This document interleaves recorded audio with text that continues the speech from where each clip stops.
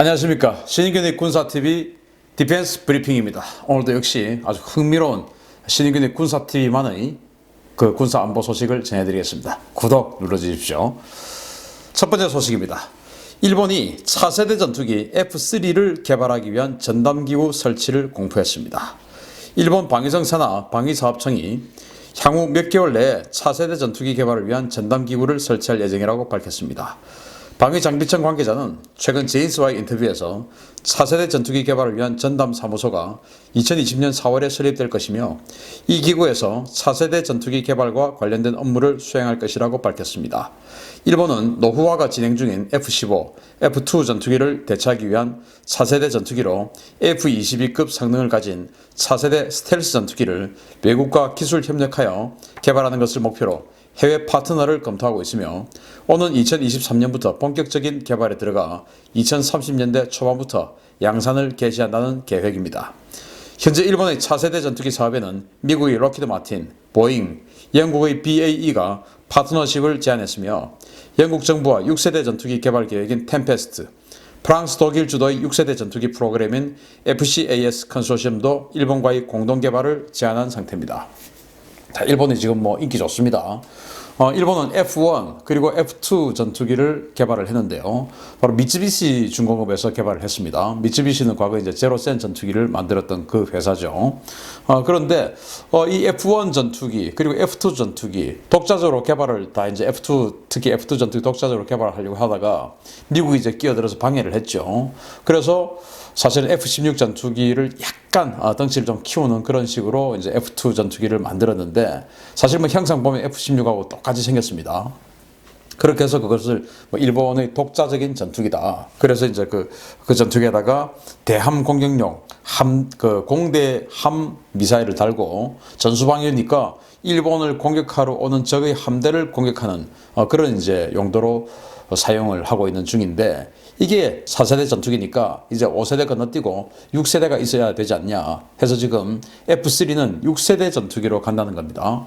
지금 스텔스 전투기인 F-35나 F-22 이게 5세대 전투기고 그 다음 단계가 이제 6세대 전투기인데 일본은 F3를 6세대로 간다고 하고 일본은 5세대 전투기까지는 지금 화면에 보시듯이 기술 실증기는 다 가지고 있어요.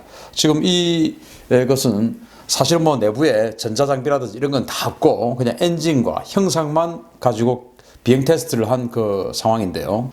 도체 스텔스, 즉 RCS 성능은 어느 정도 되는지 이런 것들을 이제 테스트한 그런 상황입니다. 그래서 여러 가지 어떤 일본이 가지고 있는 기술 그리고 자본 이런 것들이 있으니까 영국의 BAE 그리고 미국의 록히드 마틴, 보잉 이런 데서 우리하고 같이 하자라고 이제 러브콜을 보내고 있고 또 영국 정부도 야, 우리 템페스트 6세대 전투기 하는데 니들 돈 내라. 그리고 기술도 좀 있으니까 같이 하자. 또 프랑스 독일도 우리 6세대 전투기 같이 하자. 니들 돈 있고 기술이 있으니까 우리 같이 하자. 이렇게 이제 구애를 하고 있고 이게 2030년대부터 양산이 된다고 하는데 우리는 정말 안타깝게도 2030년대 4세대 전투기인 KF-X를 양산을 하죠. 야, 그런 면을 보면 우리도 이런 것처럼 기술 실증기까지만 우리 자본으로 개발을 하고 충분한 기술력을 계속 가지고 있으면서 외국으로부터 러브콜을 받아서 또는 우리가 러브콜을 해서 6세대 전투기로 바로 들어가는 것이 어떨까라는 그런 희망을 가져보기도 하는데 어쨌든 KF-X 현재는 발을 너무 깊게 담그었다. 그래서 이제 빼기도 좀 힘든 상태다라고 저는 평가를 하기는 합니다. 아무튼 일본이 쭉 이렇게 기술 실증기를 개발하고 3세대 전투기, 4세대 전투기는 또 공동 개발하고 5세대 전투기는 기술 실증기를 개발해서 기술만 가지고 있고 그리고 이제 양산하지 않고 그리고 6세대로 넘어가는 그래서 이제 해외와 공동 개발하는 왜 혼자 전투기 개발하려고 하면은 자본 그리고 이제 여러 가지 어떤 규모의 경제 이런 게 안 되기 때문에 가격이 폭등할 우려가 있고 실패할 우려가 있습니다. 그래서 이렇게 같이 공동 개발하는 이 모습들이 참 부럽기도 하고 저 결단력 이런 것들이 참 우리도 저래야 되는데 라는 생각을 합니다. 아무튼 부럽습니다. 또 불안하기도 합니다. 일본이 이런 엄청난 6세대 전투기를 영국의 템페스트 이런 것과 같이 개발해서 우리 옆에 딱 있으면은 참 불안하기도 하죠. 두 번째 소식입니다. 미국이 그리스의 사상 첫 B-52H 전략폭격기를 전개했습니다. 미 공군이 지난 8일 사상 처음으로 그리스 크레타 섬에 B-52H 전략폭격기를 배치했다고 그리스 국방부가 현지 시각 9일 보도자료를 통해 밝혔습니다. 그리스 남부에 위치한 크레타 섬은 유사시 터키와 시리아를 향한 항공 전진기지로 동지중해의 전략적 요충지이며 그리스 해군에서 두 번째로 큰 합동 군사기지가 위치한 곳입니다.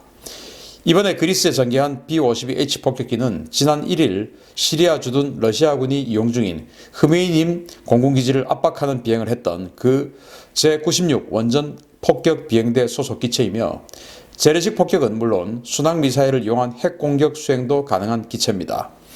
이 B-52H 폭격기는 지난 1일과 마찬가지로 이번 전개 과정에서도 크레타섬 주둔 그리스 공군기와 연합훈련을 실시한 것으로 알려졌습니다.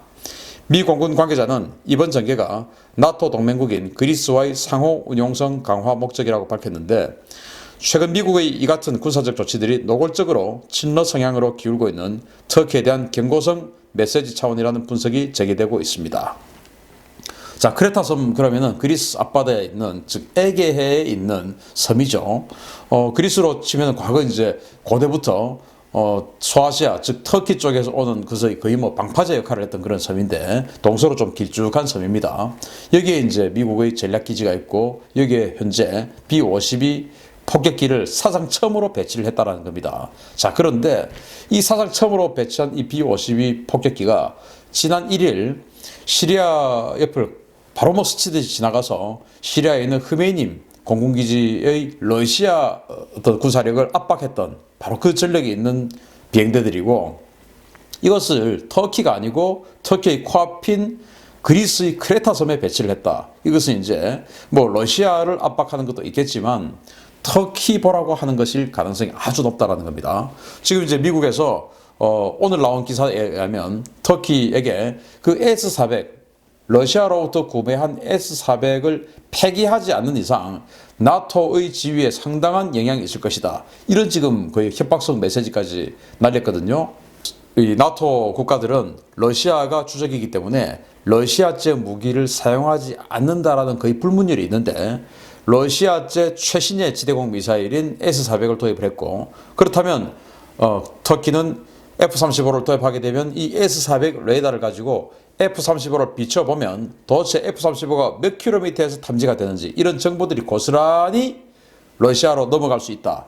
그렇기 때문에 이제 미국은 그거 S-400 그거 빼라, 폐기해라. 지금 이제 이런 압박을 하고 있는 것입니다. 그런데 이제 터키가 말을 안 듣죠. 그러니까 터키와 그리스는 같은 나토지만 우리와 일본처럼 같이 미국과 동맹이지만 사이가 엄청 안 좋고 으르렁거리는 것처럼 터키와 그리스도 뭐 고대 시대 때부터 계속 전쟁을 해왔던 사이 아니겠습니까? 그래서 지금도 사이가 안 좋아요. 그래서 딱 그리스에 완전 힘을 실어주는 그런 모양새를 취하면서 터키를 자극하는 그런 모양새를 취하고 있는데 아무튼 그 에르도안 터키 대통령이 지금 아주 잘못 판단하고 있지 않을까.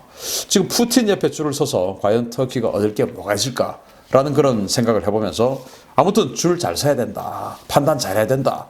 독재자가 자신의 독재 정권을 계속 이어가기 위해서 국익과 국가의 미래를 훼손하면서까지 자신의 정권을 이어가는 이런 판단들, 이런 것들을 국민들은, 그 터키 국민들 잘 판단해야 되고 그런 것들은 우리도 사실은 여러 정권들이 혹시 그런 일을 저지르지 않는지 판단을 잘해서 심판을 해야 됩니다.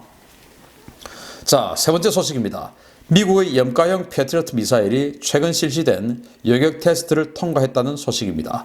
미국의 미사일 방어국이 최근 뉴멕시코주 화이트샌드 육군 미사일 시험장에서 신형 패트리어트 미사일인 팩3 CRI 미사일의 요격 테스트에 성공했다고 현지 시각 8일 밝혔습니다. 팩3 CRI는 고가의 MSE 미사일보다 가격을 낮추고 생산성을 향상시킨다는 목적으로 개발된 염가형 요격 미사일로 요격 거리와 고도는 MSE 버전보다 낮지만 히투킬 탄두를 적용하여 전술 탄도미사일에 대한 확실한 요격 능력을 갖추고 있습니다. 이날 요격 시험에서는 단거리 전술 탄도미사일 2발에 대한 요격이 실시되었으며 2발 모두 성공적으로 요격했다고 미사일 방어국은 밝혔습니다. 한편 이 요격 실험에는 미 육군 관계자와 팩3 CRI 버전을 구매하려는 외국 무관단이 참관했으며 제작사인 록히드 마틴은 팩3 CRI 버전을 우리나라에도 제안한 것으로 알려졌습니다. 자, 패트리어트 3, 팩3 이 요격 미사일이 우리 한국 공군에도 6개 포대가 배치가 되어 있고 이것을 지금 우리는 MSE 버전으로 업그레이드 탄을 업그레이드하는 그 작업을 또 구상을 하고 있습니다. 자, 그런데 이 MSE 버전이 가격이 상당히 비싸다고 합니다. 사전 거리는 40km로 확장이 됐지만 그만큼 가격이 비싸져서 한 발에 수십억 원 하죠. 미사일 한 발에. 미사일 한 발에 아마 한 5, 60억 정도는 할 것으로 예상을 하는데요. 그러면 이제 탄도미사일 한 발 나오려면 이 5, 60억짜리 미사일 두 발을 날려봐야 되니까 거의 뭐 탄도미사일 한 발에 100억 넘는 미사일을 이제 쏘아 붙여야 되니까 이게 가격이 너무 비싸다. 그리고 예산의 압박을 받는다. 이래서 이제 40kg짜리에는 MSE 버전을 넣고 하나의 발사관에 그리고 이제 CRI 버전의 또 미사일을 또 꽂아라. 뭐 이런 러브콜을 하는 것이 아니냐. 그 CRI 버전은 뭐 최신 개발했으니까 여격 성공률은 비슷하지만 사정거리, 사정고도 이것을 MSE보다 약간 짧게 해서 아마도 뭐 한 3, 40억 원, 50억 원 이하에 탄 한 발에 미사일 한 발에 50억 원 이하에 만들어서 판매하지 않을까라고 생각을 하거든요. 그러면 이제 많은 분들이 아니 겨우 요 정도 되는 이런 지대공 미사일 한 발에 50억, 60억, 70억 이게 말이 되는 거야? 뭐가 그리 비싸?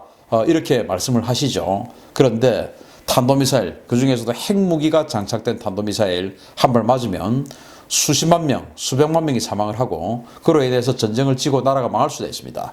그렇기 때문에 이제 그 한 발에 50억, 60억 또는 100억짜리 미사일을 두 발씩 막 쏘는 것이고 SM3 같은 경우는 150억, 200억 정도 하죠. 그래서 한 발에 한 200억 정도 하면은 두 발 쏘면은 탄도미사일 한 발에 400억을 쏘는 겁니다. 뭐 그렇게 해서라도 나라를 구해야 되죠. 그래서 이 군사 무기 세계는 정말로 비쌉니다. 그래서 돈 없는 나라들은 사실은 군사를 유지하기도 힘들죠.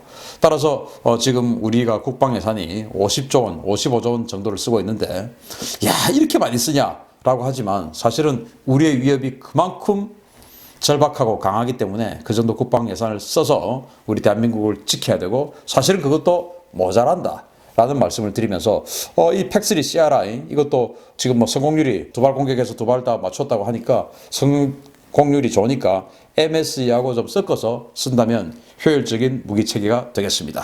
자, 오늘 디펜스 브리핑 마치겠습니다. 감사합니다.